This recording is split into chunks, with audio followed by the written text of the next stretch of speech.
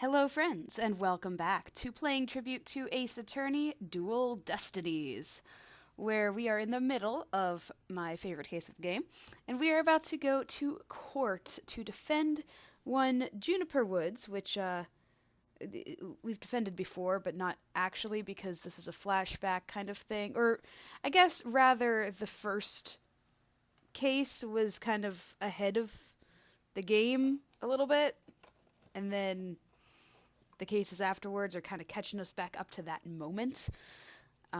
So this is the first time we've seen Juniper Woods, even though we defend her later on as well. But anyway, she's at Themis Legal Academy. She's got a couple friends, but there's a little bit of discord there. And yeah, we met a professor, we met another student, we met her two friends, and let's see who actually takes the stand. I think that student, Miriam Scuttlebug or whatever, Scuttlebutt or whatever her name is going to be our main witness today. Other than as to expect Fulbright to be doing his thing as the detective in charge of the case. But anyway, let's jump right in and see what we got.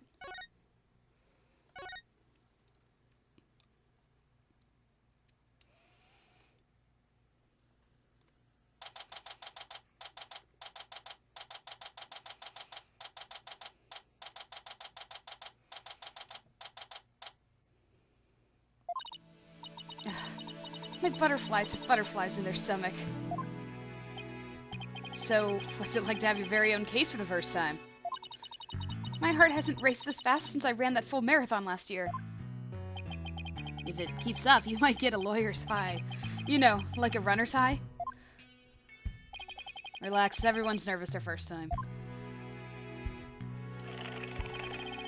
So my fears weren't unfounded. After all, today's prosecutor is so terribly brutal, and willing to use any means necessary to win a conviction. There's that the end justifies the means concept again.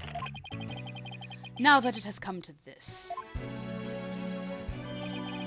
we have no choice but to fight fire with fire. The end justifies the means. I just realized that this little, button on his vest looks like a screaming man, but I think it's supposed to be a scale. But it looks like it kind of actually looks like him, but like sad and screaming. I wish he'd stop saying that. That's your method, Professor. I'm going to defend Juniper in my own way. But Miss Sykes, just yesterday you told me. Right, he was asking us what we treasured beyond all else, and we wanted to seek justice for our client. But in a just way. But if this trial proceeds in the same manner and ends in the same way as the mock trial, would you not lose everything you've worked so hard to gain? Well, I'll just have to make sure that doesn't happen. Then. Oh, that doesn't happen then, won't I? My, but aren't you a stubborn one? Well, I suppose you will have to learn of your own inefficacy the hard way. Forgive me, Professor Means, but can we just leave it at that? Oh dear, please forgive me. It's just, I wish to protect Juniper by any means I can. I do too, but... Now, if you'll excuse me. That guy's starting to really bug. Thanks to him, I'm feeling even more pressure than before. Don't let it get to you, Athena. And don't forget to keep smiling. I'll be fine. And I haven't forgotten what Mr. Wright said. The worst of times are when lawyers have to force their biggest smiles. The trial is about to begin. I'll show you to the courtroom, if you please. Apollo, I'm counting on you to support Athena this time. Okay, Mr. Wright, leave it to me. That's right, I have Apollo to back me up. Junie's fate rests in my hands. I won't rest until she walks free. Let's do it!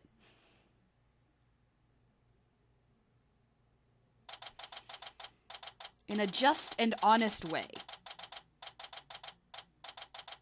None of this end justifies the means stuff. always forget about the fanciness. All rise. Court is now in session for the trial of Juniper Woods. Athena Sykes, the defense team leader, is ready, Your Honor. That didn't sound very confident. You sure you're okay? I'll be fine. I forget what I did for his voice already. Wow. Your boldness. I know. As usual, you want me to deliver the opening statement. Yeah! This case is crystal clear. I see no need to explicate any further. Now, summon the witness. Wow, he doesn't even want to give an opening statement. He doesn't even want the judge to give an opening statement. Whoa, his eyes just flashed again. Is there something the matter? Please do share your boldness. He got his bird out early, too. Oh, whatever gave you that idea? Bailiff, please call our first witness. And now we don't even get an opening statement. It's fine. Bobby Fulbright will fill us in. Detective Fulbright, he and Prosecutor Blackwell have become quite the team.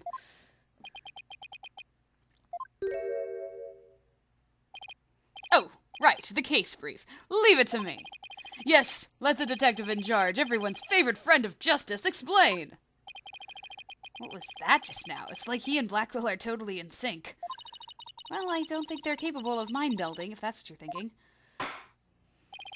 All right, Detective Fulbright, would you please explain the case to the court?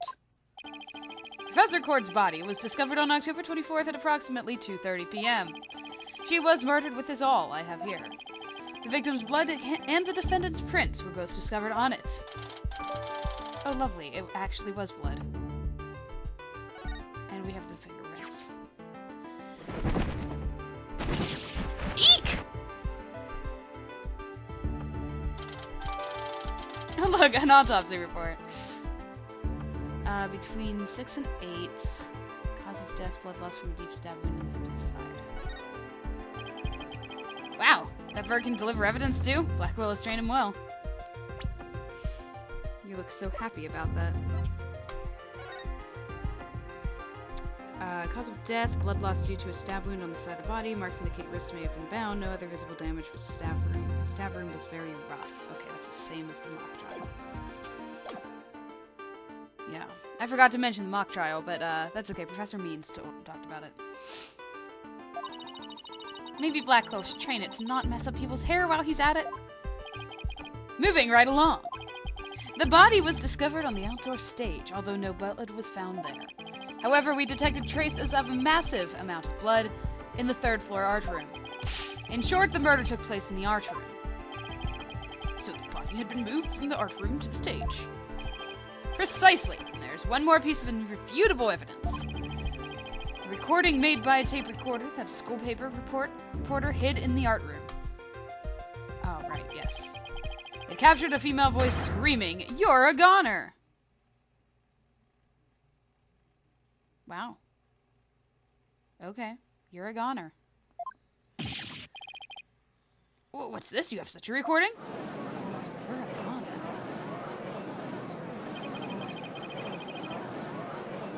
Must be from that tape recorder Miriam mentioned. Why is this the first we've heard of a death threat at the moment of the murder? Shh! Silence, please! I would like to play the tape for you now.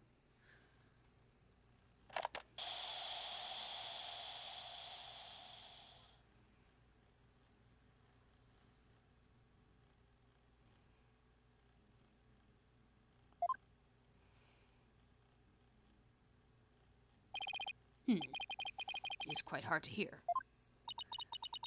But the voice does sound female.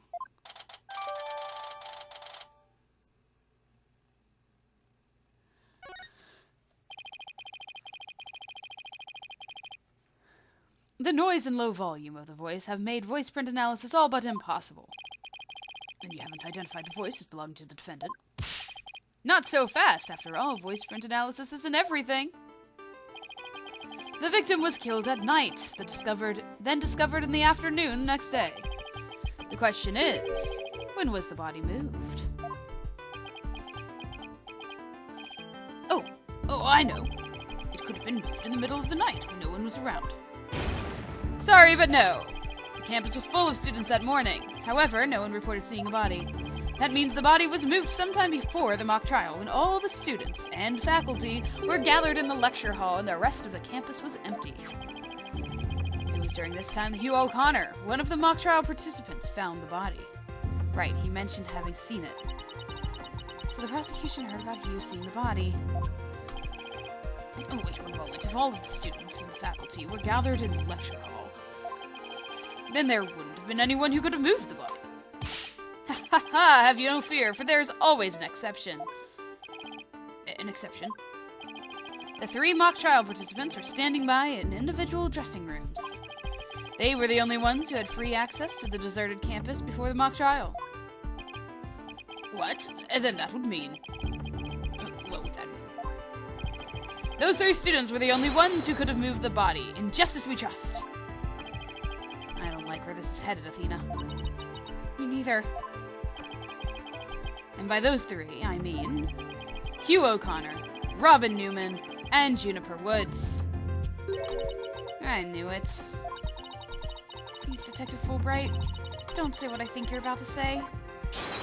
In justice we trust!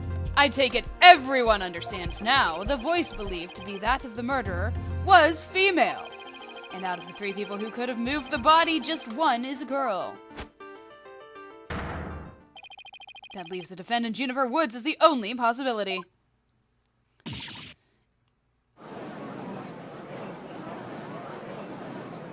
I don't know, that voice recorder is pretty shaky evidence. Impressive. He hands you on the ropes even before any cross-examinations. You could at least pretend to be upset for me. A splendid job, Fulbright. That could not be any clearer. Feel free to anticipate a salary raise next month. Wait, why do you have control over his salary? You are a jailbird. Ha ha ha, I don't do this for the money. It's all about justice. In justice we trust. Not only a half-wit, but a perennial stick in the mud you are. I guess neither the carrot nor the stick works on Detective Fulbright. Now, bailiff, please bring in our next witness to the stand. Okay. Hello. This is going to be a difficult one. I can just see it now. She is after Juniper. I don't know why, but she's got it out for our client. So, our first witness is cardboard box. You're not hiding from anyone, dude. They just brought you in.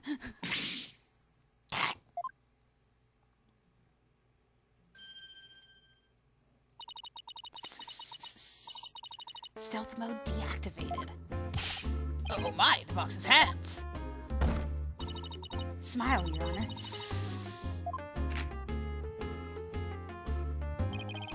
What the dickens? I've just had my picture taken. Miriam Scuttlebutt, senior at the Legal Academy. I'm a reporter on the judge course. Juniper's been a bad girl. I'll tell you all about her crime. Might I ask whether you could come out of that box? How would I get any more excuse if I blow my cover? So the answer is no. After all, covert action is an undercover reporter's bread and butter. Testimony from a faceless witness is highly irregular. A former ninja I met in the clique said that exposing those who work in the shadows is to pass the death sentence upon them. Oh my, I never thought about it that way. Very well. If it would spare life, I'll make a special exception this time. She's a reporter. Former ninja in prison? How can that judge believe this load of crock?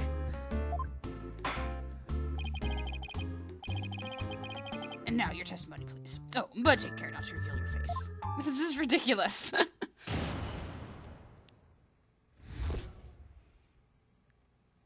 Okay, alright, this is where she's going with it. Alright. The murder happened exactly like Juniper's mock trial script. Up until the mock trial began, only Professor Court and Juniper knew the script's content. But Professor Court's sudden decision not to use the script sparked Juniper's murderous rage. Juniper had to be the killer.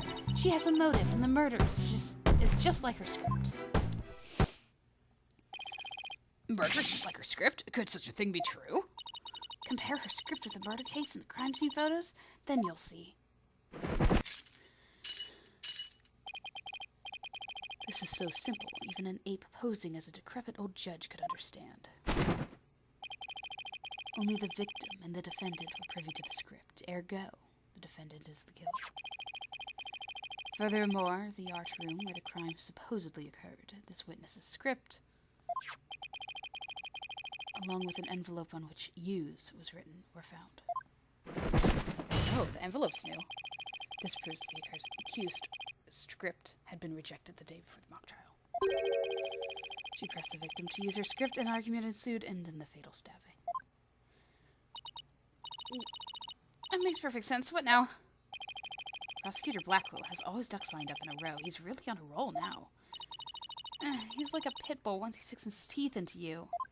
How dare she? My script had it all. A bum rap and phony evidence. Grudges and betrayals. Interested defense is ready to cross-examine the witness. No problem. I mean, yes, I'm ready. I think. Time to find a hole in her testimony and unbox the truth. Think outside the box, Athena. I've seen it done over and over. I know I can do this.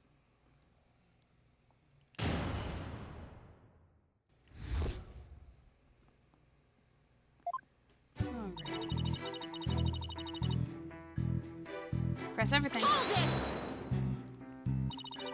There must be places where the script and the case diverge. Don't sweat the details. That kind of stress will give you wrinkles. Objection! I'm not worried. My skin is as fair as silk. Objection! Indeed, you are quite fair. Fairly desperate. Objection! Alright, no need to be a jerk. But what did you just say? Blackwell really turned that one around on you. Whose side are you on? Hurry up and think of a clever comeback. Whoa, easy there, Athena.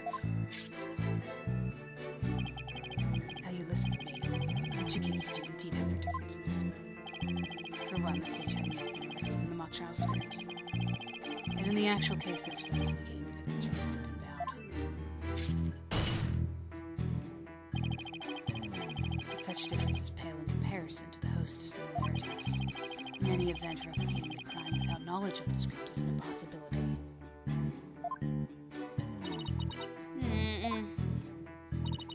Looks like I might be passing this off as a coincidence.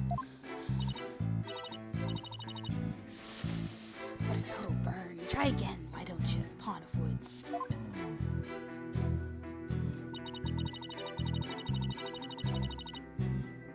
Yeah, this is the big problem here. Somebody could have stolen a peek beforehand. I don't think so. I mean, I tried any number of times. Shame on you, Miriam. But that crafty she-devil Juniper has eyes in the back of her head.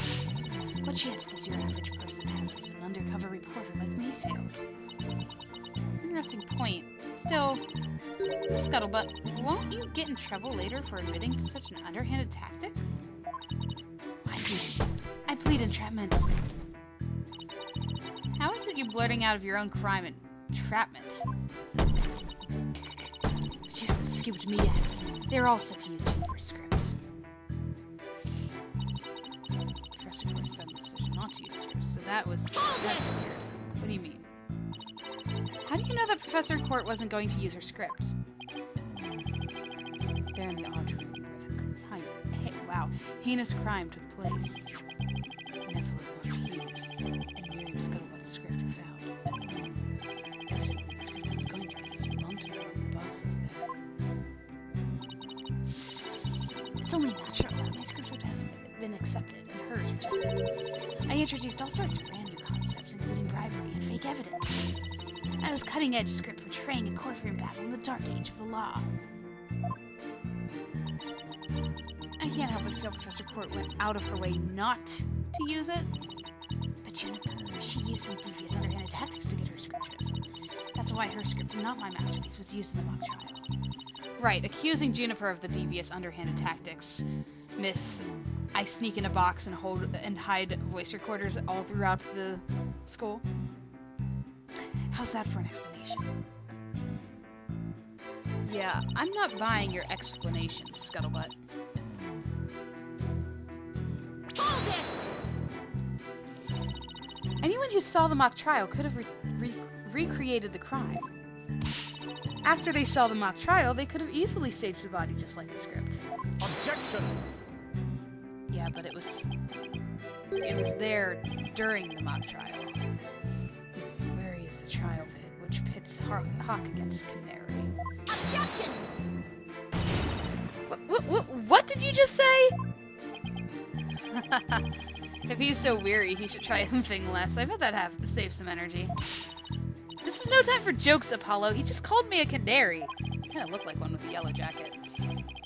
Don't let him get to you. At least canaries pick up things quickly, just like you. I shan't repeat myself, so listen carefully, Sexton. Hugh O'Connor discovered the body before the mock trial even began. How could one stage the body as it is in the script before anyone knew its contents?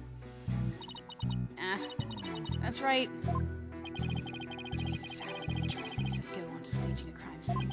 No, I think not. You have the rudimentary mind of an elementary school child. Elementary school?! Porter's testimony throws attorney Athena Sykes for a loop. The perfect caption. How marvelous. A photo in the newspapers. Just the thing to boost your brand. In a school paper? Seriously? I believe you've pressed the witness more than enough, Miss Sykes. Now do you see how clear-cut my case is? Taken now, in a not fair, desperate mind of yours. Etch it deep so that you may never forget. No! Even my arguments get thrown back in my face. It wasn't supposed to be like this. What am I going to do? Athena, you should just about have all the answers you've been looking for now. Huh? Think about it this way. If the killer knew the details of the mock trial, would they really commit the crime in the exact same way? I don't follow. Try to place yourself in the killer's shoes. I bet you'll discover an inconsistency if you do. I get it. Thanks, Apollo. Miss Scuttlebutt, just so we're clear, you're claiming that the killer intentionally made the crime scene look just as if it was in the script. And that is beyond a shadow of a doubt not a coincidence. Is that correct? No duh. After all, it's just more evidence of Juniper's evil she-devil ways. Objection!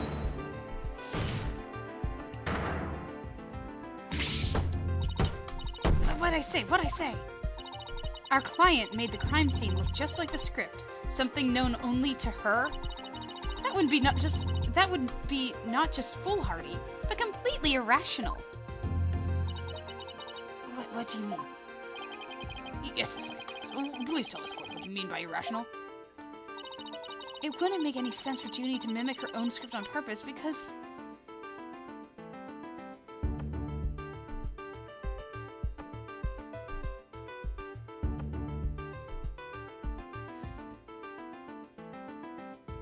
Yeah, okay. Not where I thought that they were going with that. I thought they were going with the whole, like, the fact that it's exactly like the script means that it's not the people that knew about the script because it was used to frame those people. Because, like, why would the people who knew about the script do it just like the script and put the blame only on themselves? But leaking the script also works, I guess. Intentionally making the crime scene look like the script would expose the secret script for all to see. So, Juniper's a ruthless she-devil. She'd usually do that a lot more to achieve her evil designs. Uh-oh, I don't seem to be right. Does the defense care to offer a counter-argument? No, I'm good. Moving right along. Just here in court, we have a special gift to potentially invasive lawyers. I want a refund! Okay, alright. So it isn't what I thought. Unless the phrasing of make her the culprit... Wait, I don't understand what it's trying to do. I have done this more than once, but I'm not understanding the,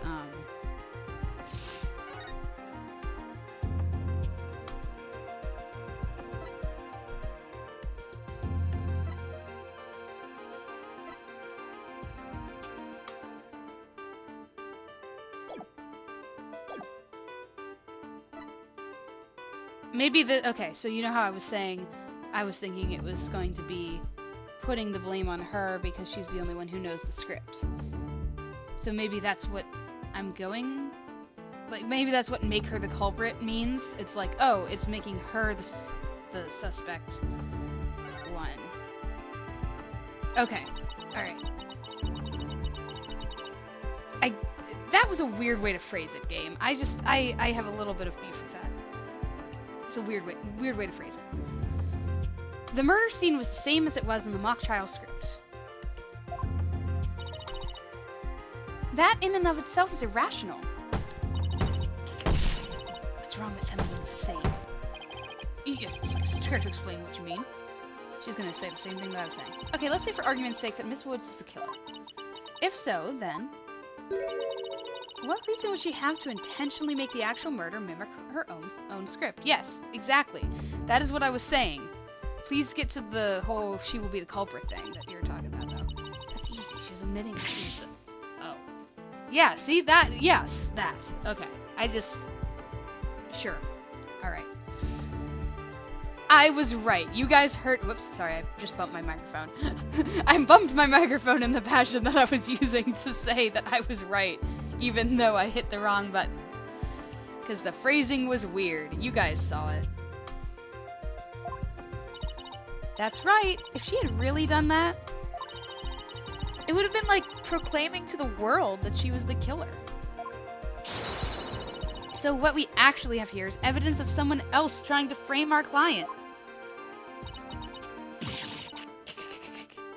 Ooh. We almost got the box off of her completely. The body was found the day of the mock trial. In short, the day the details were reviewed. So it would be completely inconceivable for the murder to go exactly like the script. Don't let it go to your head just yet. Objection! Black Will, you have, something to say? Oh, he's humphing again. Great. It seemed Justice Stono's comrade in arms has finally drawn her sword. However, the blade is dull, and it shall remain so until you master its use. Enough with the stupid sword metaphors already. There's a perfectly good reason for the inconsistency of which you speak. Reason? What reason? Must I spell out everything? You are what people today call high maintenance. The accused had intended to stop the mock trial, and in that event, Maria's soul would have been the wiser to the similarities of the case and script. Objection! No, the mock trial was only stopped after the body was accidentally discovered. Objection! Our witness here has also discovered the body. In fact, she was led up to our dearly departed professor by the accused herself. Oh no, that's also like the script. What? Miss Scuttlebutt saw the body too? Precisely, and with the discovery of the body, the mock trial ought to have been cancelled. Wait, so you didn't call the police? Nope! I kept it secret for my big scoop. Nope. You can't do that! I made her pay long and hard penance for her sin, did I not, my little box top? Compared to the work of a war correspondent, sheer terror of that was. Jeez, I wonder what the Twisted Samurai did to her. Block off all the holes in her box? And spin her like a top while Detective Fulbright cackled in delight? That sounds more nauseating than scary. Enough jabbering. Witness, continue your testimony. Sure, Mr. Samurai, I'm ready to finish off that she-devil.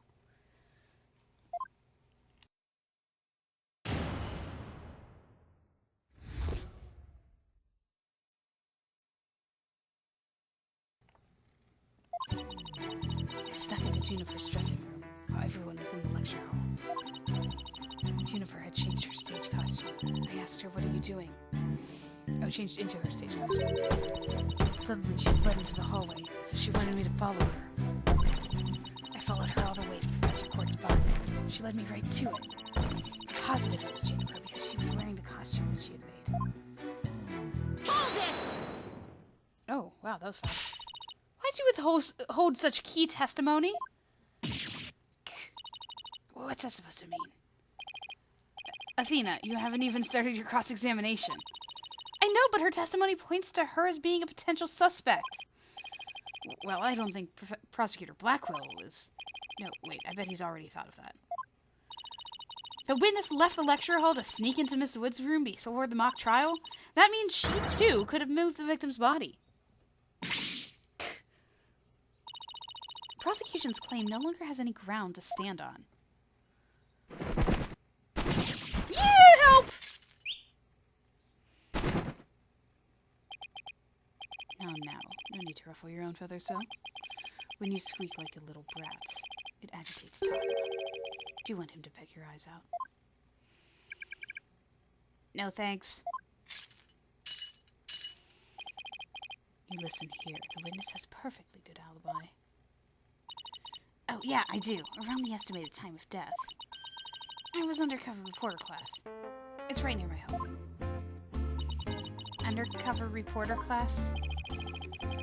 Do you wear your box there, too? The proverbial rug has been pulled from under you. Your witness could not be the killer. You must look before leaping, or at least make sure that the rug's secured to the floor.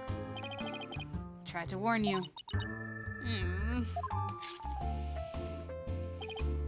Well, there ends the cross-examination. Let's allow the witness to step down. Huh? No, wait a minute. The defense has no right to cross-examine the witness after that little spectacle. For whatever a man is sowing, this he will also reap. Why can't he say you reap what you sow? Very well. For cross-examination so far, I suppose the witness may go home. Perhaps spend some time in her lovely box and recover from today's stressful events. Don't you worry about me, Your Honor. There's no rest for the wicked, or journalists either. My third eye's always eyeing a scoop. She's always eyeing a scoop? Well, back to the trenches. Bye-bye. Hold it! Not so fast, Miss Scuttlebutt. Apollo? There's just one thing I'd like to ask. Did you take a picture of the victim's body? And if not, why not? Well, that is... No, I didn't take one. Well, that's strange. Why wouldn't you take a picture if you're always eyeing a scoop?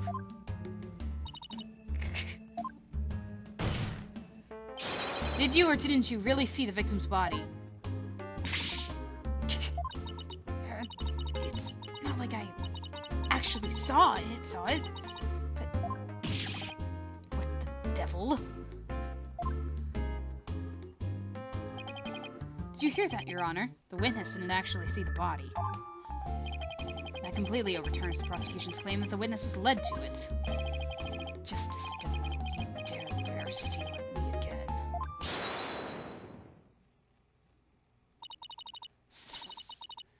Nice try, Boy Wonder. So what if I didn't see the body? The fact remains that Juniper led me there. Feast your eyes on this.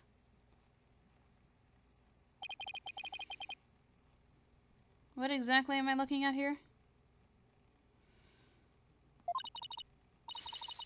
It's a crucial moment, forever frozen in time by my third eye.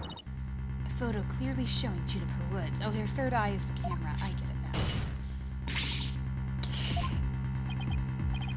Why did you not tell me of this?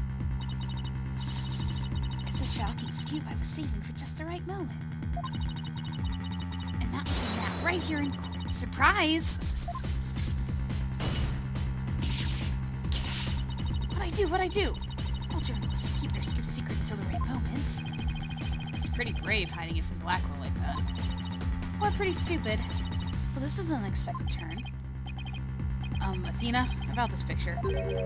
See how it only shows the back of the subject? So then... Right, who knows whether this photo shows Juniper in the first place? Objection! Completely irrelevant point. What is relevant here is someone who did try to lead this witness to the body. Take a gander at this, the route by which the accused escaped. witness pursued the accused this way after she fled the dressing room. You're still assuming that she was Juniper.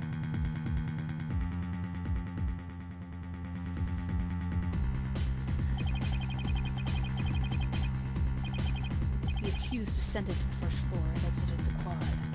Then what, Carton Crichton? Then I tripped and fell. Caught my knee on my own box. She stayed under her box even while running after someone? Sounds difficult. Recall that the body was already there, for Hugh O'Connor had already seen it. She was trying to show someone the body because she wanted to stop the mock trial. Hold it!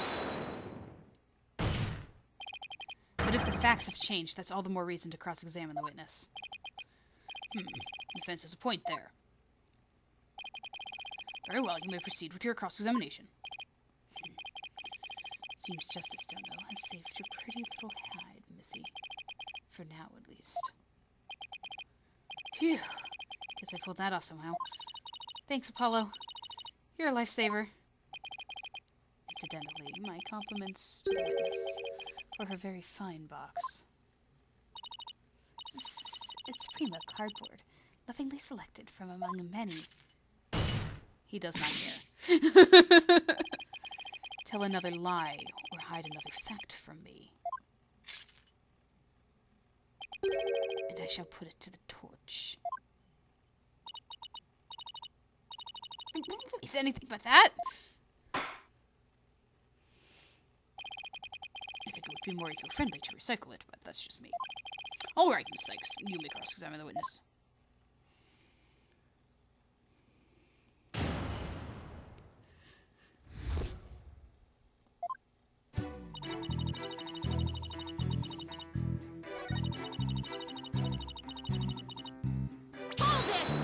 The stage costume is going to be the key here. Why did she change into that costume? The mock trial was about to begin. How should I know? But if you don't believe me, take a good look at this photo. I captured this critical moment like the gonzo journalistic pro that I am. But this only shows the back of whoever was fleeing. You expect me to shoot their face when she's running away from me? I guess you're right, but this doesn't seem to be getting me anywhere. At any rate, this photo shows Juniper was in her stage costume.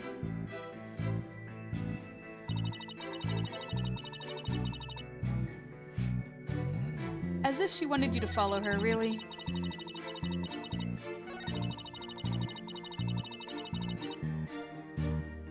Oh.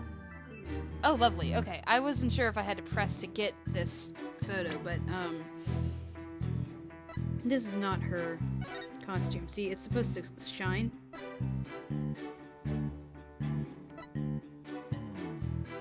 Or if it is, it's not finished. I'm not entirely sure. Miss Scuttlebutt's sole basis for identifying our client as the figure in this photo is the fact that it shows someone in Miss Wood's stage costume. Well, it is Juniper's costume, so it must be Juniper in it. It's clear cut. No, that's where you're completely mistaken. What? This is a design drawing of our client's stage costume. Oh my, what wonderful creation. The constellations are extraordinary. I'm glad you noticed, because those stars are precisely what's important here. In the drawing, there are constellations all over the outside of the costume. But there's not a single star in the costume in the photo. Oh, then that means... what exactly? Your Honor, there were no other blue costumes at the scene. Which leads me to believe that the figure in the photo was wearing our client's costume inside out. Oh. That could explain it. But why would Miss Woods make a mistake like that? Well, it's not really a matter of why, but rather who made the mistake of putting it on inside out.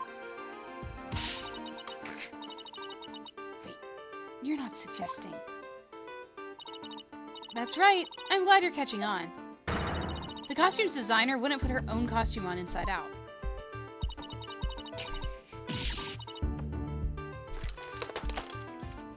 How is all that stuff in the box? I don't understand. Does she have shelves in there? Sorry, Miss Scuttlebutt, but doesn't believing you had a scoop when you really didn't make you a failure as a reporter? Wow, that's harsh, Athena. Failure as a reporter?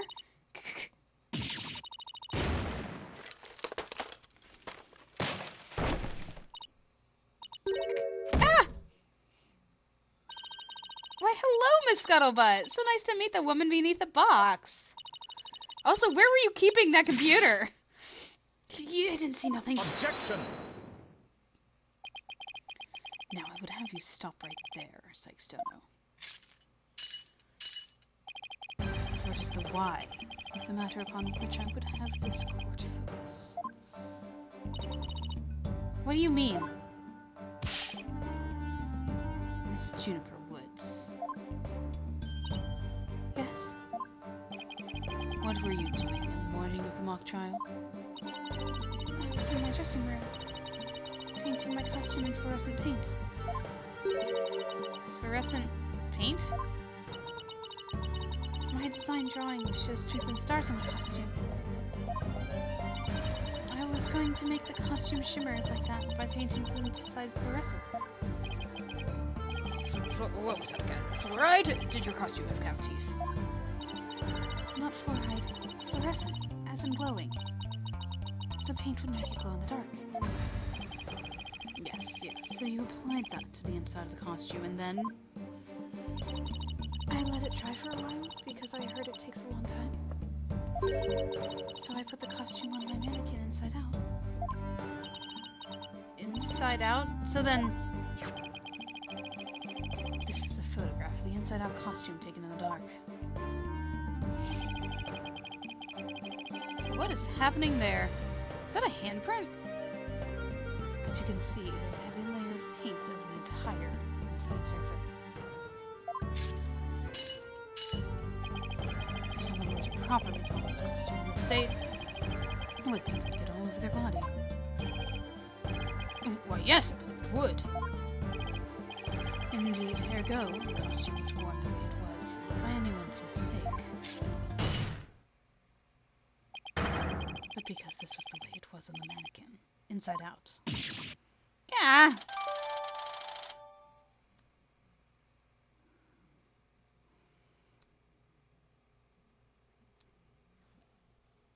Okay. So the paint was fluorescent, but it wasn't actually a different color? Is that what it's saying? So, like, it was painted over with the light, but it still looked blue? It's a little confusing. Figures you would have a photo. Did we just fall into his trap? Yeah, I bet Blackwell had it all planned out. Still, I think you should give this photo a nice long look.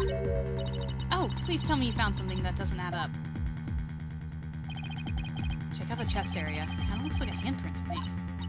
Hey, you're right. But Junie would know better than to touch it while the paint was still wet. Objection! I believe that you terms to describe your thought process as wishful thinking. After all, master painters make mistakes, why not to rank amateurs such as the accused? Objection! So basically you're saying my claim requires evidence to back it up. Evidence? That shouldn't be a problem, right? After all, you've come this far. Just because I've come this far doesn't mean I've thought everything through. What? You mean you've just been bluffing? What did you expect me to do? I'm sick of losing to this guy. But you're right. There's only one thing left to do at this point. And that's to present some evidence. Pronto. Sorry, I didn't go through the evidence with you guys before the court case started, but I know what I need to present. I wonder if you remember from way back. Something that I did point out. I do believe I pointed it out whenever I saw it. A showdown, is it? I gladly accept. The fluorescent paint must have stuck to the hands of whoever touched the costume. And that paint should glow in dark places. So, we just need to carefully check every last piece of evidence. Piece of evidence shows who touched the costume. I'm gonna go through like this for you guys.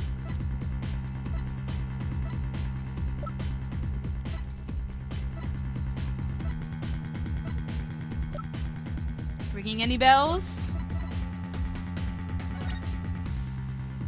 Like this. Look at those shiny hands Robin's got. Take that! Take that indeed. A school newspaper? Interesting. Take a look at the photo where the lights are dimmed and the spotlight is on Miss Woods. Observe Mr. Newman's hand in the photo as he stands in the prosecutor's bench. As you can see, it's glowing, just like Miss Woods' fluorescent paint. It is glowing. Quite brightly, I might add. But why would he put fluorescent paint on his hand for the mock trial, you may ask? The answer is he wouldn't, not on purpose. I got there when he put the costume on. Oh? That means... What, again? It means the figure photographed in the costume was not our client, Juniper Woods. It was her classmate, Robin Newman. What?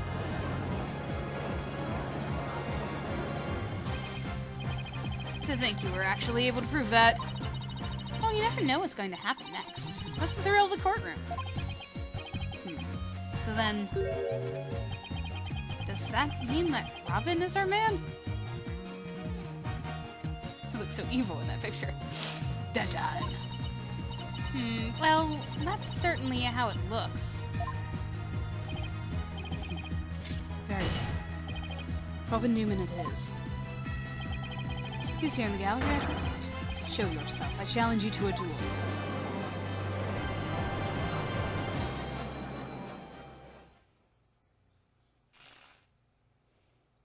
He's already sweating. Will the witness please state his name and occupation? I'm Robin Newman! I want to become a great artist! I practice day and night, yeah! No, that's not it! Art's gotta be sincere, man! So, for occupation, should we put down budding artist? No! Themis Legal Academy Senior Prosecutor Course! This brace is proof of my masculinity! I've been training to be a prosecutor for 18 years! I assume you'll be cleaning up the pottery you smashed before you leave today. Ah, man! Ah! It seems the witness has finally settled down. I guess nothing faces the judge after all these years. You may proceed with your testimony, Mr. Newman. Specifically, the court wishes to hear why you had fluorescent paint on your hand.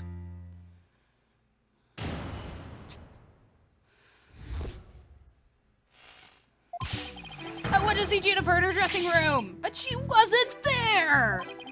When I walked by that frilly costume, I was like, whoa!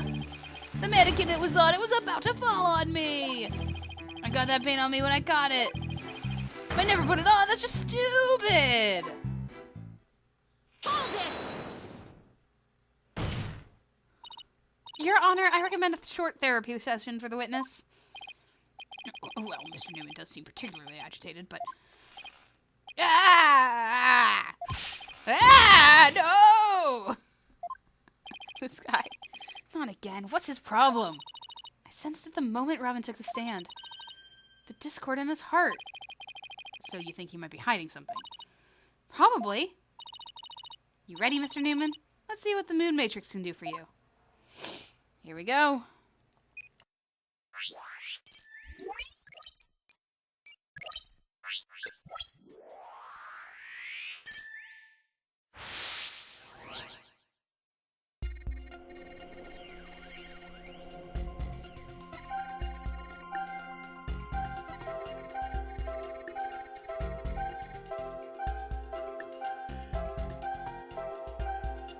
Alright, that might be weird. Let's see.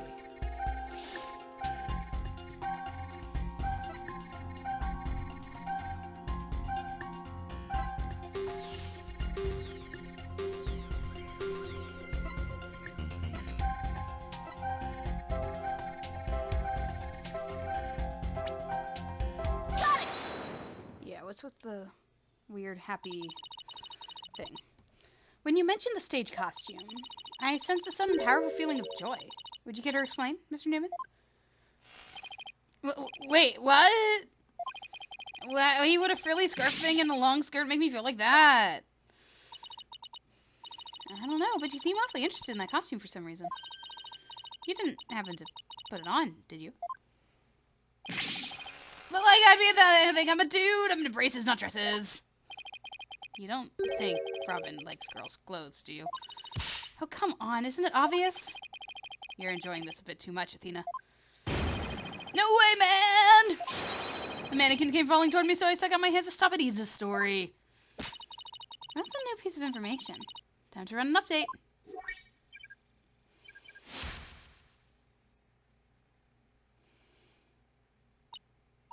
Even after that update, something just doesn't feel right here. Like how the hand is.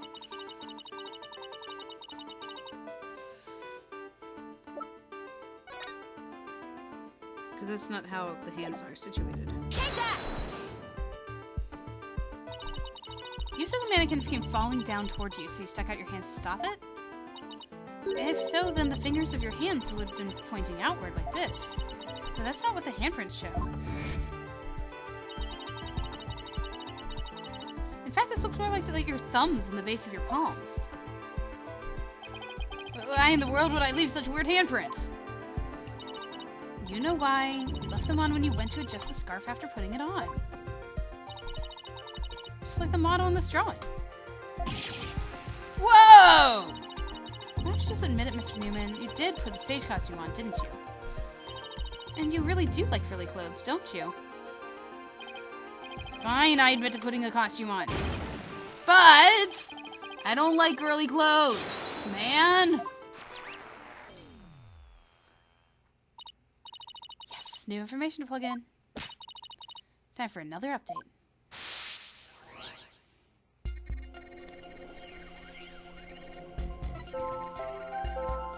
I knew the costume was in there. My heart was pounding.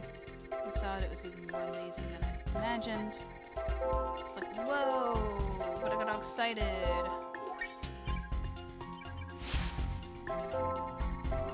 Did put on the girly clothes. Strictly for artistic purposes. Right, okay.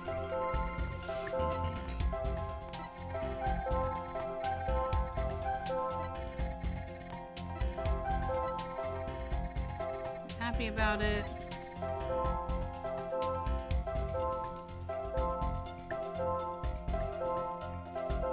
Is the sadness there?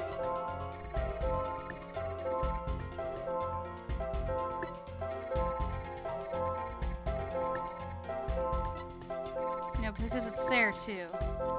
But the happiness went down.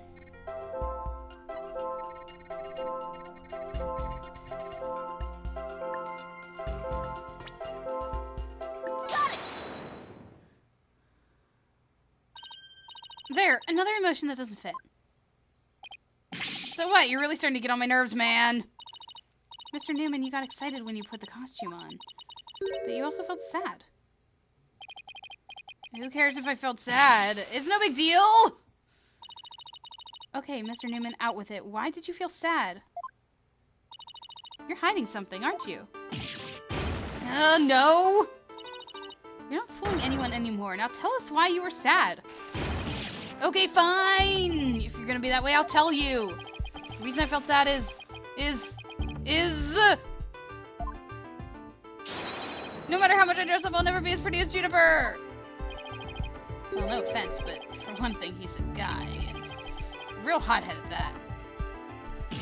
No! That's not it! I totally owned those girly clothes. I should have been totally pretty! But, there's something that keeps him getting in my way! Wow, that's a whole lot of anger and raw emotion right there.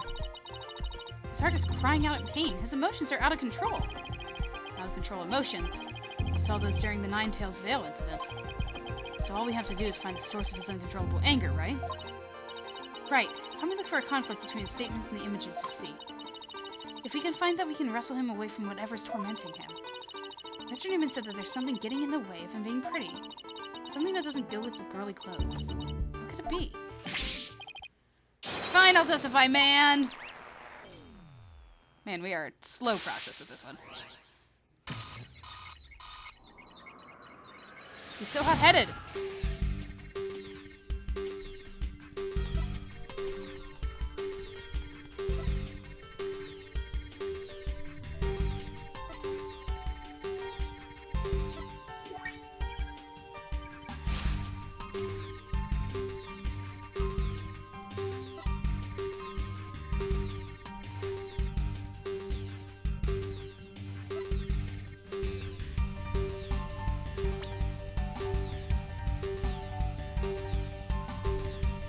What about the brace? Mr. Newman, you feel a great deal of anger toward your brace, don't you? Is that what you feel holding you back from being as pretty as you think you should be? Huh? What? Mr. Newman, the truth is you really want to take that brace off, don't you? No way, man. This is a symbol of masculinity. I could never take it off. Is it that you can't take it off or that you don't want to take it off? Oh man, I should have kept my big mouth shut. This is really weird. He exhibits intense anger toward his brace, which he calls a symbol of masculinity, but he can't take it off even when dressing like a girl? And why is he so interested in girls' clothes in the first place? I have a feeling we're on the verge of uncovering an earth-shattering secret. Athena, you okay? It seems Robin's still hiding a secret, a big one. Bigger than the fact that he likes to wear girls' clothes. Yes, at least I think so. No, it can't be. I thought of something, but it's totally insane.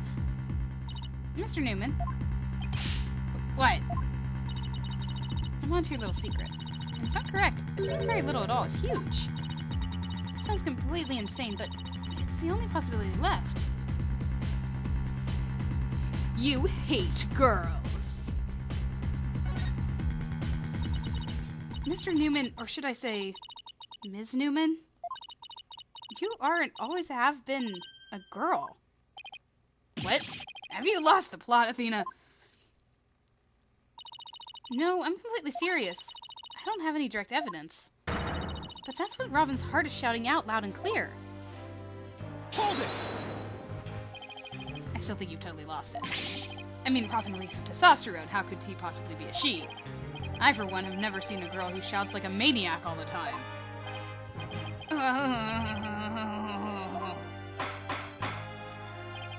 I've seen plenty of witnesses in my day. But if he's a she, then she's the most convincing actress I've ever encountered. Therefore, let me pronounce my verdict. Robin Newman is without question a man.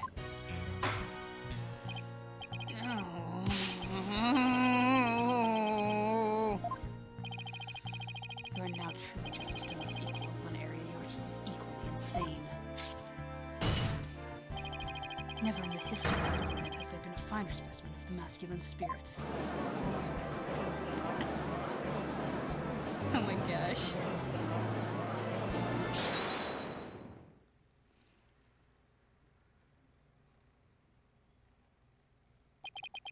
No.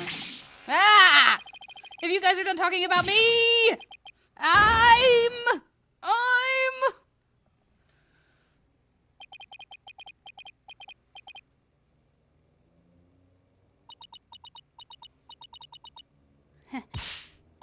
Ha ha ha ha! Ha ha ha ha! They always laugh.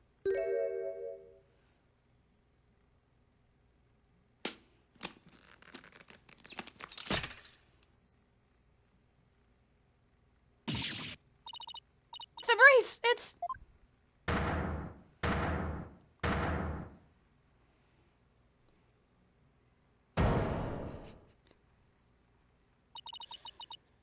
Miss Sykes, no, allow me to call you Athena.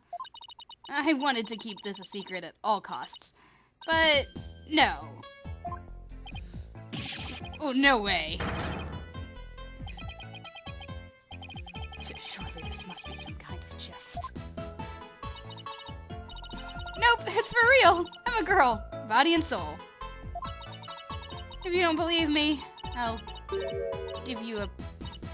Oh, brother. As if, haha. What an amazing transformation. She's adorable.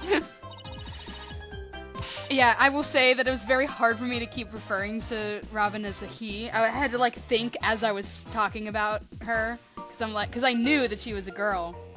Obviously, because I've played this before and I've played this several times. But I was just like, oh, how much longer is the secret going to be kept? Well, all the Discord is gone. The image is now complete.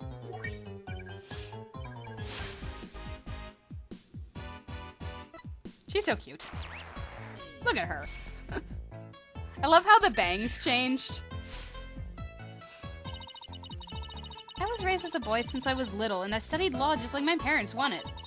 But now this living lie that has pinned me to the ground, it's... Ah! It's been blown to smithereens by you, Athena! Now I can stop pretending I want to be a prosecutor. I'm gonna be an artist! Yay!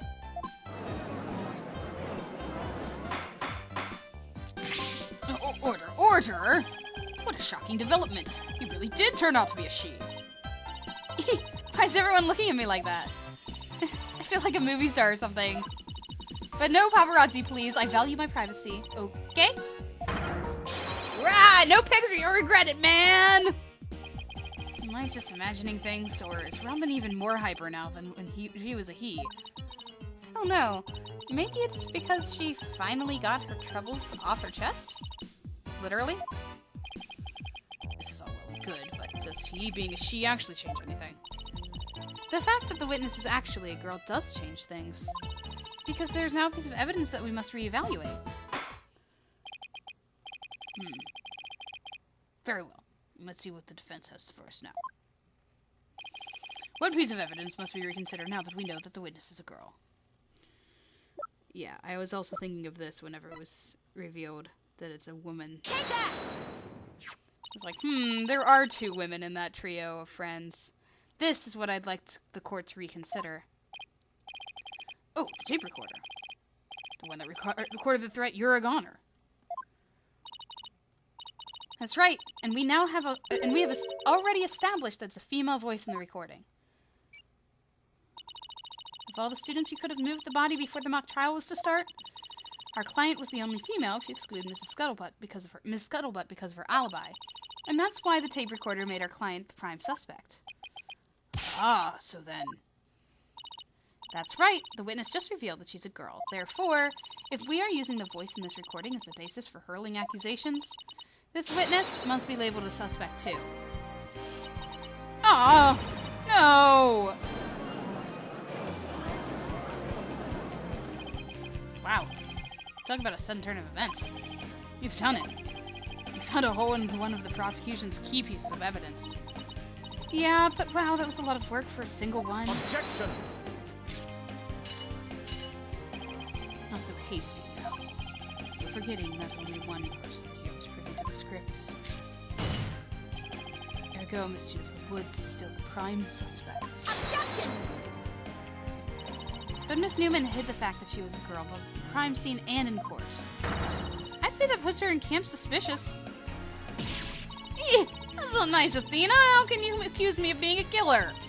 I mean, I'm just a weak, innocent little girl. Just thinking about that murder makes me...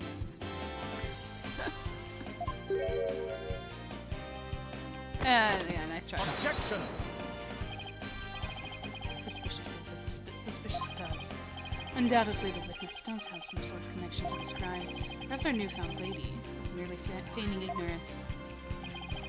We can surmise that she lent support to the principal offender, Jennifer Woods, by leading Miss Scuttlebutt to the body and make her an accessory to the crime.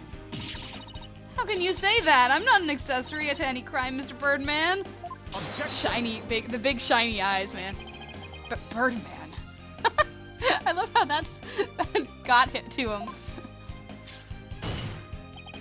In any event, with the witness as an accessory, it explains quite a bit, does it not? Objection!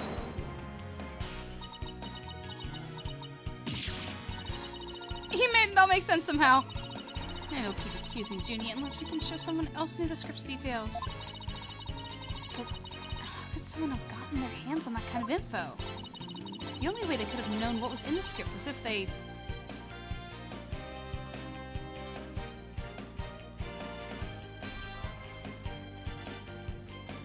heard it, saw the mock trial, or penned it themselves. And I remember all these choices. Okay, so I might have probably only played this particular case twice. Because some of this is not... We already said that it was not because they saw the mock trial. And if it was the person who penned the script, it would be Junie.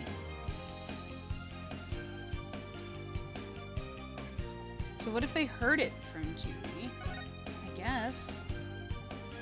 It's the only other explanation. Because it was Junie's script. Sorry, Junie, but I'm not going to like this. Our client may have leaked the script's details to someone. What the devil?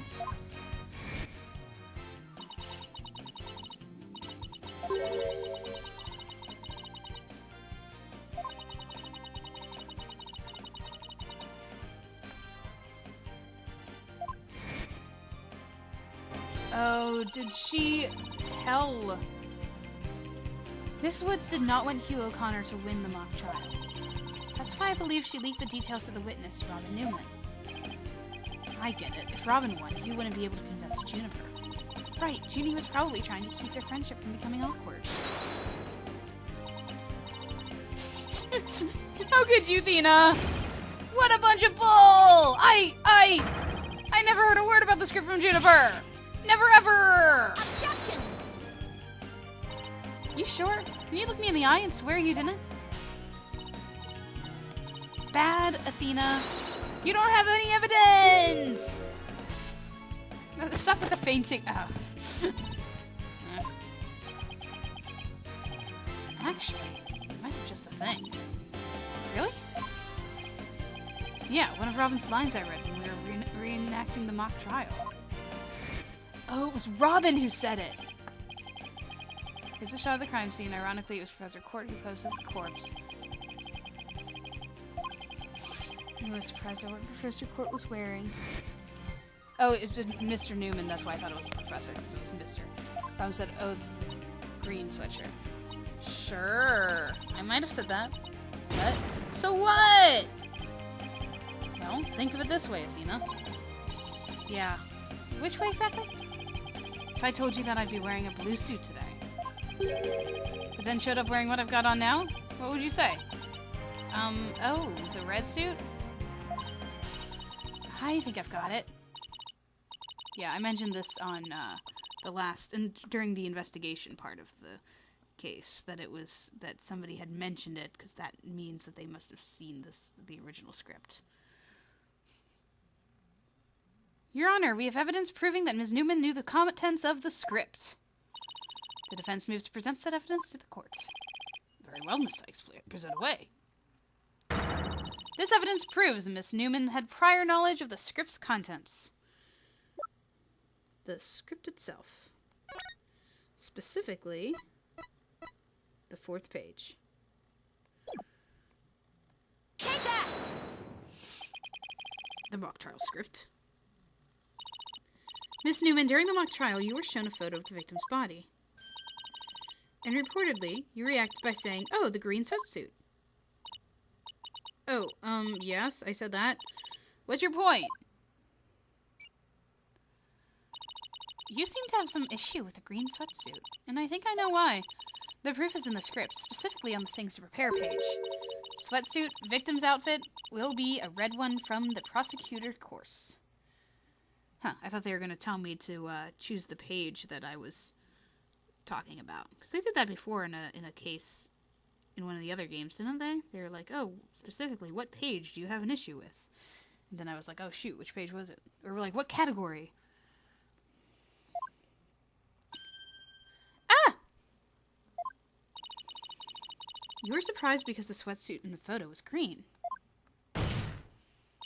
But if you didn't know about the script's content, then that shouldn't have surprised you.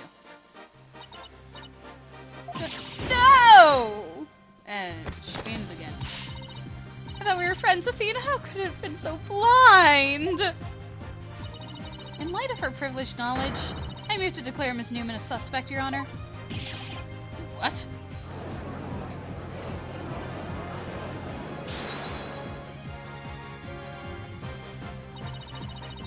script details makes me a suspect. Then there must be others besides me. I mean, someone else could have also seen Professor Court's note. No? What note? The professor and Juniper were working together to prepare for the mock trial, but only one copy of the script was made to prevent it from being leaked. Now that gets kind of inconvenient, right?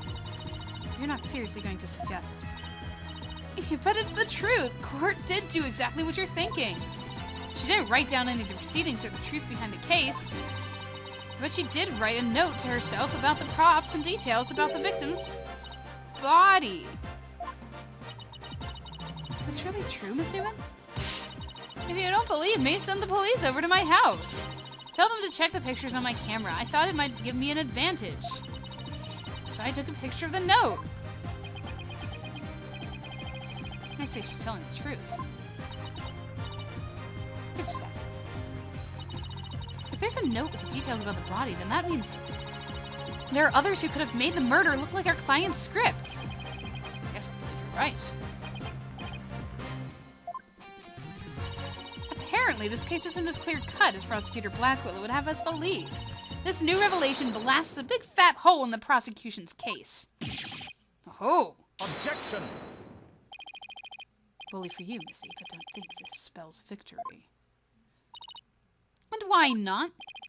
The battle is still young, and my blade is now fully drawn. Between it and my next witness, your life will be forfeit. So put away your wooden sword. There's another witness? And show me what you're truly capable of if you wish to live. If you want it, don't worry. I'm gonna bring it. Man, we have talked to 3 witnesses so far. There's a 4th. Oh, hello, you. I already said I want nothing to do with this trial. How juvenile. It's not a matter of what you want, for you will cooperate, Hugh O'Connor. Prosecutor Blackwell, why have you called this witness? You will recall the day before the mock trial. In short, the day of the murder. The accused testified that she left for home at around 6 p.m. Yes, my notes here do confirm the fact. Right, our client wasn't at school at the estimated time of death, so she couldn't be... Objection! Wait, let's put a felicitous lie. Or am I mistaken, Golden Boy? I've no intention on saying anything more. Now if you'll excuse me. Hold. I am not through with you yet. Seems like the rogue prosecutor has it out for me. Leave, and we just might discuss you-know-what. No, wait. One little statement and Mr. Cool loses it? What's that all about? I changed my mind. I'll stay and testify. Be sure, Mr. O'Connor. What's his secret? He's clearly got something going on, too. The word of a genius is as good as gold. Let's get on with this. I still haven't quite figured out his voice. Hugh O'Connor, senior at Themis Legal Academy, lawyer course. How's that? Just fine. Your testimony, if you please. You're up against the top of the class now. I'd be careful if I were you. I know Junie would never lie like that. That pompous schoolboy won't know what hit him. So much for their friendship. Yikes. Though I guess he did say he didn't want any part of the trial, so, you know, he tried. To get mentally prepared for the mock trial, I meditated at the archery range until 7 p.m. At around 7:15, I went to the main building before going home. That's when I saw Juniper. We didn't say much as we passed by each other. She seemed her usual self. That's it. Anything else you'd like to ask? That is quite enough. Well done, Golden Boy. The final bell rings at 7 p.m., at which point the campus is a desolate place. Now, if you will recall the tape recorder, we know the time of the voice recording. 7:10 p.m., the day before the mock trial, that was the dark hour of this heinous crime. Do you have any proof of that? As its final bell, the school plays a special broadcast from the clock strikes 7. female voice on the tape appears 10 minutes after the broadcast. The killer waited until the school was empty to spring her devious and deadly trap.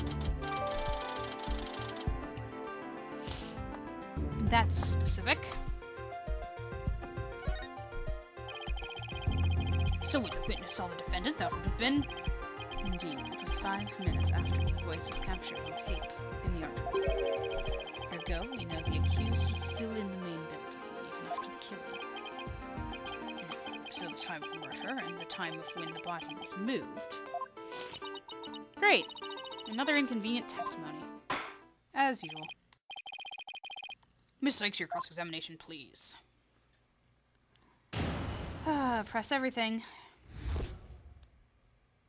Alright, you pretentious, pompous boy. Hold it! So, do you meditate often? Don't tell me you're going to start pestering me, too. What's that supposed to mean? No need to play dumb with me. All the girls want to know about my private life. What? I will remind the defense this is a court of law, not a pickup spot. It seems Miss Fancypant's lawyer is smitten with the witness. Objection! I object to everything. Objection! Objection! Objection! I'm just trying to establish the witness is... If you must know, I never go a day without meditating. Satisfied now, stalker girl? That's it! You'd better take that! Whoa, whoa there, tigers. Just take a deep breath and relax. Let's continue my testimony now, if you don't mind.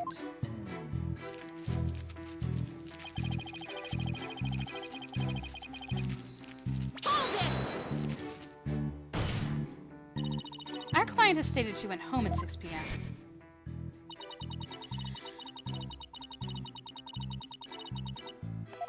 Preparing for the mock trial.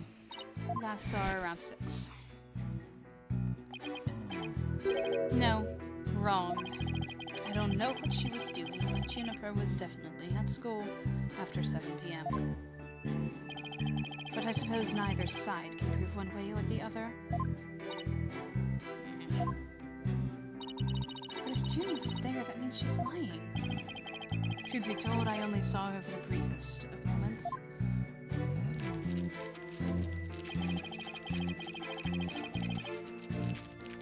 Hold it! So you just walked past a good friend, barely saying a word?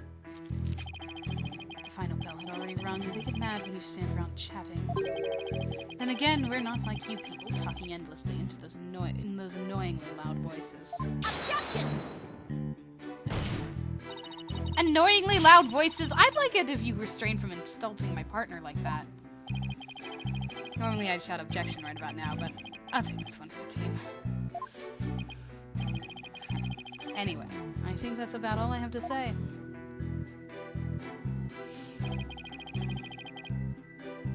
This, like, smug grin.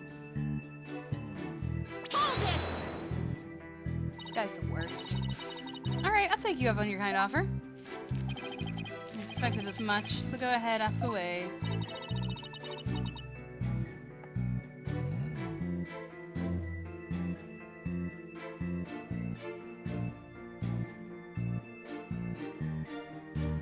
Oh, I like the first and the last question. I think that the second one's already been answered with the whole meditation thing, but I don't know. Let's go down the list. Did you go to the art room? Or as it's now known, the scene of the crime. No, I didn't. Can you prove it? As much as I'd like to say I could, I can't. But let me ask you, can you prove that I did?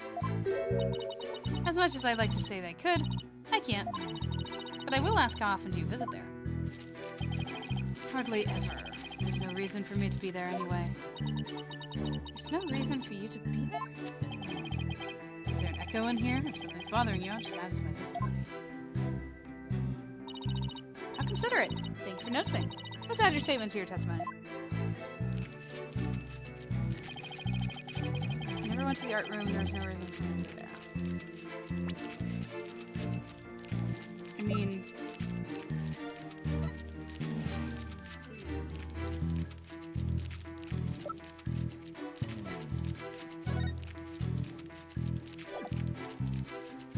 Yeah. There was no reason for him to be there. Let's go back and... Oh, I can press it without ending the thing. Good, I didn't want to go through the loop again. No reason to be in the art room, really? The lawyer course. Wow, I called it a curse again. I can't say lawyer course. Oh my gosh. The prosecutor course and the judge course I can say, but the lawyer course, it's because of how lawyer ends. The lawyer course I'm in is supervised by Professor Means because I'm not a member of Professor Course Art Club, so why would I ever go there? What about art class? Nice try, but seniors don't take art class. Alright, then let me ask you. Wait, I just remembered something important. You did? I scored only 100% on all the art tests I took through junior year. That's it. Right. Always happy to indulge in some ego stroking. Anyway, what to ask next? Oh. Well, now this one's first. Let's do that one. Please tell the court what you were doing on October 23rd, the day before the mock trial. That's an easy one. Nothing in particular. Nothing at all? You didn't help with the preparations? You don't get it, do you? I was merely playing the role assigned to me. I left the preparations and the like to the others. My job was to be mentally prepared. Junie put her heart and soul into getting things ready while he just sat on his behind? Just to reiterate, I spent most of the 23rd meditating at the archery range. I didn't talk to anyone until the school closed at 7 p.m. I suppose a few archery club members did come and go while I was there. But you didn't talk to anyone? Not a single soul? That's right. I didn't say a word to anyone till the final bell at 7. That's a lie. I see. This is crucial information. Please add it to your testimony. I don't know if you're bluffing, but if you are, you have a pretty good poker face.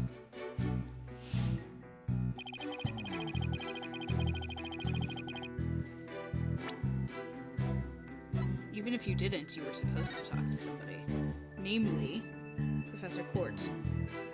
Speak with Hugh O'Connor. Meet with Hugh. Yeah. Objection! So, you didn't talk to anybody on October 23rd, and you're sure about that? I already told you, my word is as good as gold. Okay, then how do you explain this? And don't spare any details. Sorry, never seen that before. This is the victim's planner. She recorded all of her plans in great detail. Take a look at this page here. It reads 23rd, meet with Hugh, and important. Don't you find that interesting? Where did you get that? The key word here is important. You say you were at the archery range all day.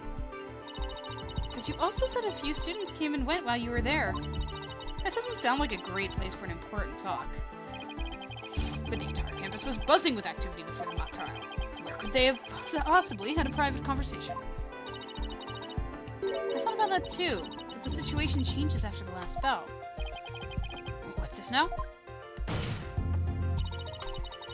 The witness stayed after the last bell in order to have a private talk with the victim. Am I right, Mr. O'Connor? This is insane. Objection! Must we go through this yet again?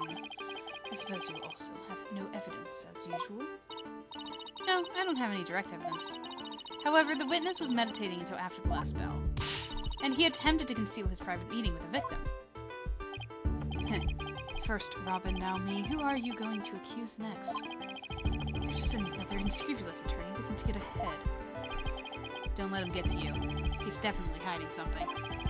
I mean, he was supposed to meet with the victim around her estimated time of death. I had my suspicions about Robin, but... Hugh seems just as guilty. These three are the only possible suspects, after all. Mr. O'Connor, answer me this. Did you meet with Professor Court that day?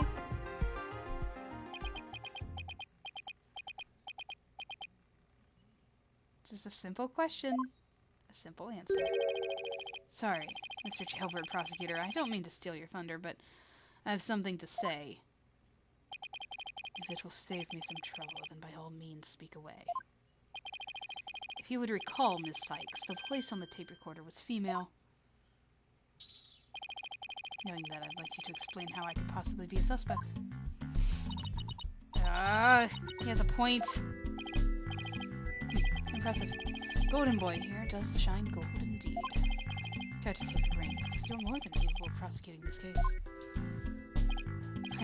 Sorry, but I'm studying to be a lawyer. What a pity. To think such genius is to be wasted on mere lawyering. Start sweating again. At last your moment is here, Sykes. Time to refute Golden Boy's statement. And prove that you're the young prodigy worthy of the badge on your label. Lapel. I don't know why I pronounced it like that. I can read, guys. Oh my goodness, it's been a long part. The badge on your lapel. Could he lay any more pressure on? The voice is unmistakably female, so there's no point in arguing about that. Yeah, you're right. In which case... to whom does the voice on the tape really belong?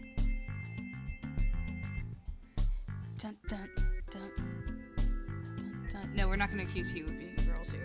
He's not. That's not what he's hiding. If he is hiding anything, he's definitely hiding something. But he's crazy. No, it belongs to the victim.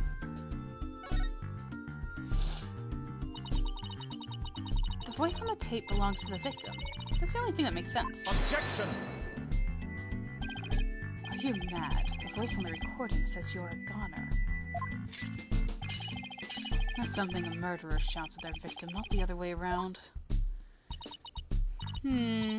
Yeah, that is a problem. You're a goner. You're a goner. You're a goner. Athena. You're a goner. You're a goner. You a goner. You a corner. You a Connor. Wait a second! Whoa, Athena, you're scaring me here. You're scared? I'm terrified for even coming up with this. With what? Prosecutor Blackwell, you want to know if I am worthy of my badge. Well, I'm about to show you why. Despite my age, I'm able to proudly wear this at all. On my lapel. Oh? Then can I take it you won't be changing your argument? Still, it seems that it's a bit odd for the victim to be the one yelling you're a goner. I agree, if that's what the victim was saying. But it's not. I assume you have something to back up your assertion, Miss Sykes. Not exactly, but you don't have to add fuel to his fire, Your Honor. If it is indeed Professor Court's voice on the tape, then she was shouting because she was... Hugh O'Connor! She was scolding him. I would like to call the one basic fact into question. Is that shout on the tape really saying you're a goner? What are you up to now, Athena? Professor Court's planner says she was supposed to meet with a witness for an important talk. Perhaps our witness, despite being a genius, had done something wrong. And this made Professor Court get angry with him during their private meeting. I don't see how this changes what we heard on the tape. Well, if you want to see how it changes things, then let's try a little experiment. Your Honor, I want you to yell at the witness as if you're mad at him. But, and this is important, use his full name. Okay, let's see. Hugh O'Connor. What did I do to deserve that? Yes, like that. Now try again, but faster. Hugh O'Connor. Hugh O'Connor? Hugh O'Connor? Hugh O'Connor? Wait a second. No, this can't be. Objection! You think I'd spend the energy to lead you this far if it wasn't true? But it is, Your Honor. Humans are not perfect, that's scientific fact. We sometimes mistake shadows for monsters or the wind for voices. Now that you mention it. You can do this, Athena. Just give the old guy one more little push. The voice on the tape recorder never was you're a goner. It's only what we thought we heard when in fact it was the witness getting yelled at. The court will note that this is different from the selective hearing men are so good at. I think you're right, but what was that last part again? Never mind. The important thing is that the voice isn't our client's. And since it was a victim scolding the witness, he must now join the list of suspects. Objection! I thought that testimony would suffice, but it seems it has come to this. I will not allow such fallacious quibbles to upend this case. The prosecution has one final piece of evidence to present to the court. Evidence? What's he going to pull out now? Feast your eyes on this photo and let me see that insolent look vanish from within them.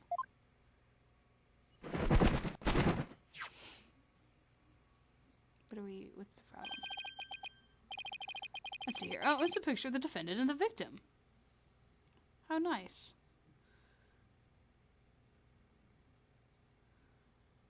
What is that weird statue at the side there? My goodness, there's a lot going on there.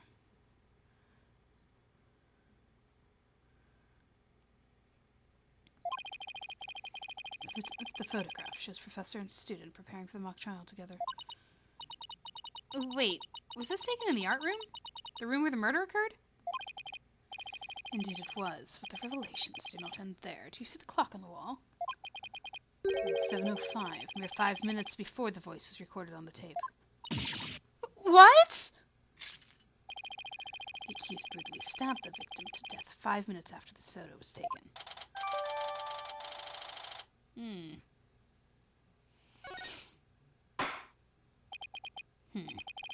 the defendant's culpability in this crime is quite obvious.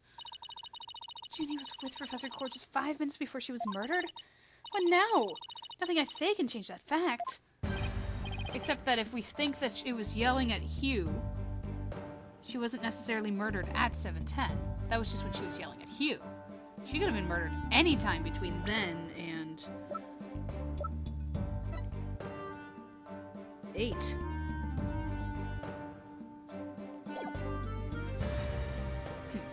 Understand now. You can believe in your client all you wish. I think it's to say all you wish. But try as you might. Such misplaced faith will inevitably cut down before the cruel, steely blade of truth. Listen, Missy, the person you'd like to save more than anyone else in the world. I'd be willing to wager that your defense isn't what they desire.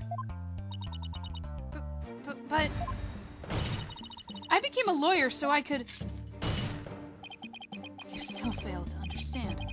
After so much pain and defeat, the courts are not the play yards of little children just as lawyers. So before you break your back in failure, run along home and grow up.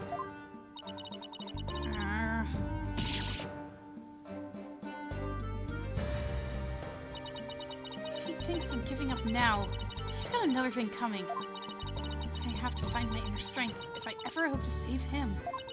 But I can't think of any way to strike back. Most of the times are when lawyers have to force their biggest smiles.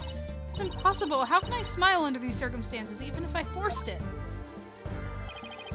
This is badder than bad. Who knew Blackwell had that one waiting in the wings?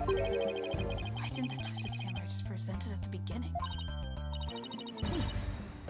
Maybe this was his real plan? Was he just trying to show me how weak and powerless I am? Maybe he's right because I really haven't got a clue. Who's the real killer? Who murdered Professor Constance Court? Robin Newman, a girl who had been forced to live a lie as a guy? Or was it Hugh O'Connor, the honor student who had met with Professor Court? And there seems to be little reason to debate the defendant's guilt any longer. The time for a verdict has come.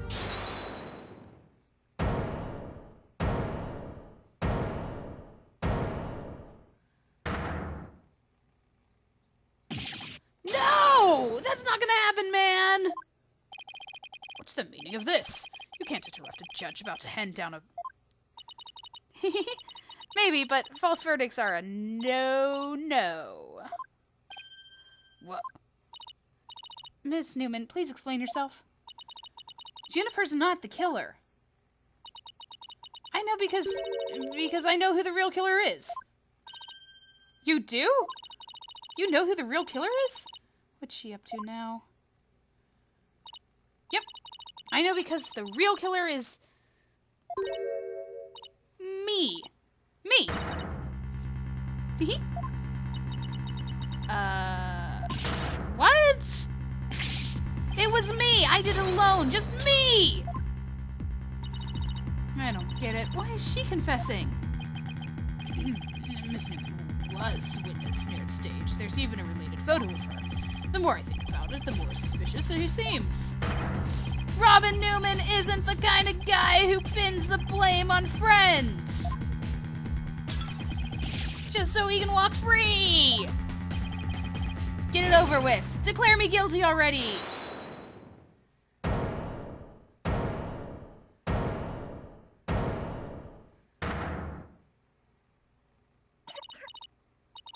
Please, wait. Juniper, what are you doing?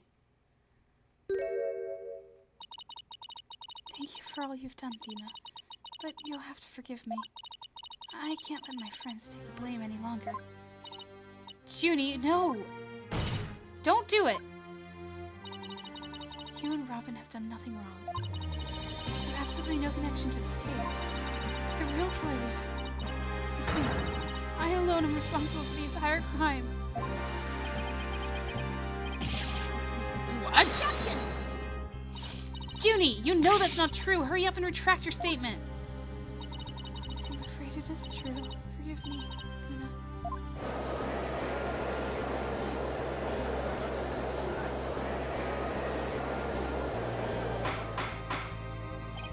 Order! Order! Will somebody please explain what's going on here? I see right through your cheap play. School rules state that prior conviction terminates one's eligibility to graduate. A guilty verdict here would make whatever dreams one had go in a puff of smoke. Oh, I wasn't aware. Even meek little mice will fight when cornered. A pitiful spectacle, I might add. These vermin are trying to protect each other now that they've nowhere else to run. Protect each other? Wait. So was Robin just trying to protect Junie too? If so, then the real killer is... Ooh, animated objection there with the letters going flying. Heh. This whole thing's a joke. Oh, now it's Hugh's turn. What's wrong with kids these days? I know what just crossed your mind, Miss Size. Oh, hello. That's a new animation. Ooh, that would look awesome in 3D.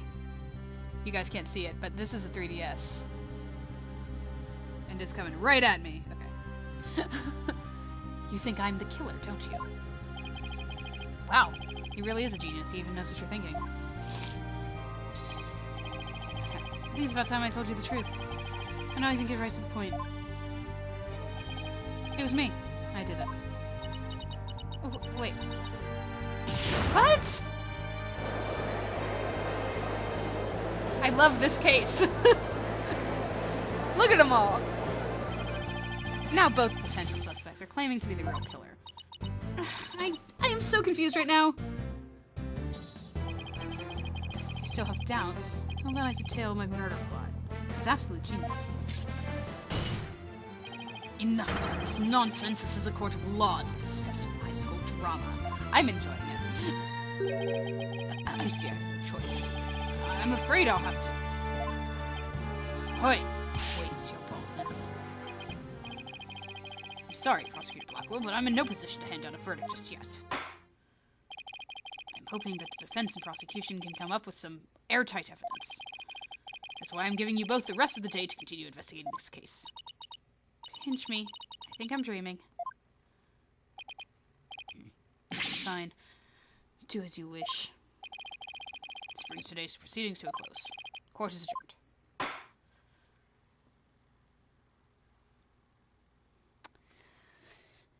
Oh boy.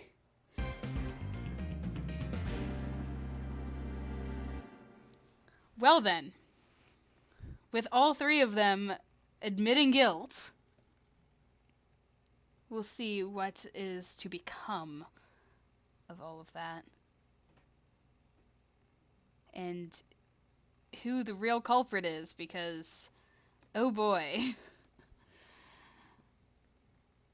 It is a good question, though, with the picture. Like, why didn't he deliver the picture to begin with? But with his whole, like, psychology battle, psychological lawyering, or prosecuting, he might have been trying to make Athena feel like she failed at the end there. I don't know. He's an interesting. Black Quill is hard to understand.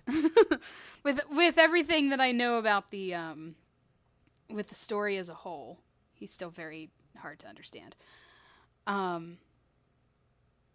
Whereas with the other prosecutors that have been through, it was very obvious how and why they were the way they were. Or I'm sorry, not obvious, but like whenever they explain themselves, whenever you found out their story. Like, for example, Franziska was angry with Miles more than she was with Phoenix, and Godot was blaming Phoenix for Mia's death. So there is a lot of stuff there, but Black Quill's thing is complicated, I guess. I don't know. You'll see. Anyway, that's all later. Turnabout Academy is my favorite case because I love these three friends and how they're just like, it's it's crazy, the three of them. But it's a lot of fun. And now we see the truth coming into light. At the very least, we've got Robin freed from her issues. But we are discovering a lot as far as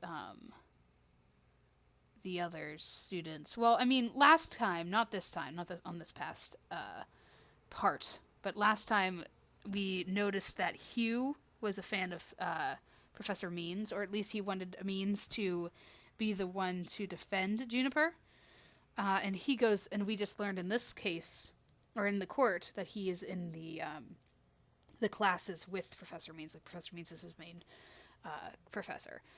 Whereas Robin and Juniper always followed Court's thing.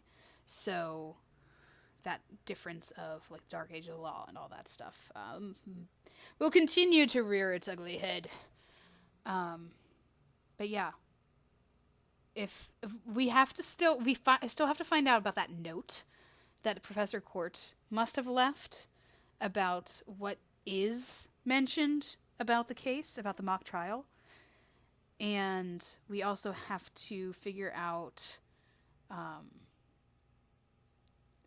like what sorts of things for the mock trial were the same versus what were different. So the note must have had something about the red tracksuit.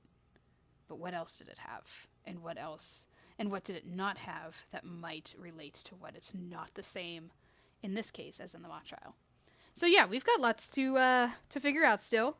We have another day of investigating, probably another day at court, and we'll get to the bottom of this. So, stay tuned, stick around, and I'll talk to you guys next time.